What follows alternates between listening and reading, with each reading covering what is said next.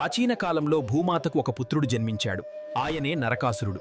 నరకాసురుడు విష్ణువు వరాహ అవతారంలో భూమిని రక్షించిన సందర్భంలో పుట్టాడు. భూమాత తన కుమారుని రక్షణ కోసం విష్ణువును ప్రార్థించింది. కరుణామయుడైన విష్ణువు ఒక వరాన్ని ప్రసాదించాడు. నీ కుమారుడు నీ చేతిలోనే చనిపోతాడు, వేరెవరి చేతిలోనూ కాదు. ఆ వరం నరకాసురుని గతి సత్యభామ చేతిలో నిర్ణయించింది. తన బాల్యంలోనే నరకాసురుడు అపారమైన శక్తులు సంపాదించాడు. దేవతలు, భూమి ప్రాణులు అతడి శక్తిని చూసి భయపడ్డారు. కాలం గడిచే కొద్దీ నరకాసురుడు శక్తిలో, సంపదలో ఎదిగాడు. కాని ఆ బలం అహంకారంగా మారింది.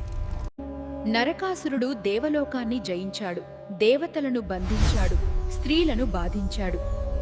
దాంతో దేవతలు భయంతో మహావిష్ణువును ప్రార్థించారు. ప్రభు, నరకాసురుడు భూమిని నాశనం చేస్తున్నాడు, దాన్ని ఆపగలిగేది కేవలం మీరు మాత్రమే అని చెప్పారు. విష్ణువు చిరునవ్వుతో బదులిచ్చాడు. భూమాత సత్యభామగా పునర్జన్మ పొందింది.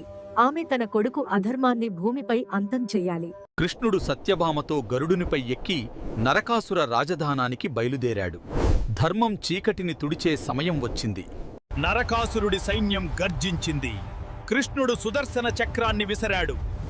అధర్మం భయంతో వణికిపోయింది. నరకాసురుడు శక్తి ఆయుధం విసరగా కృష్ణుడు మూర్ఛపోయాడు. సత్యభామ రౌద్ర రూపంలో ఆ బాణం నరకాసురు వైపు విసరబడింది. నా సమయం చేరుకుంది. నా శ్వాస చివరి దశలో ఉంది. ఇది నా యుద్ధానికి, నా గర్వానికి అతడో అంతిమ క్షణం. ప్రభు, నా చీకటి యుగం ముగిసింది. దయచేసి నా మరణం ప్రజలకు ఆనందం, కాంతి మరియు భద్రతకు మార్గం కావాలని ఆశీర్వదించండి. సత్యభామ బాణం వేయగా నరకాసురుడు నేల కొరగి మరణించాడు. ఆ రోజు నుండి ప్రజలు దీపాలు వెలిగించి సంతోషం పంచుకున్నారు. అంధకారంపై వెలుగు గెలిచిన రోజు అది మరుసటి రోజు దీపాల పండుగ.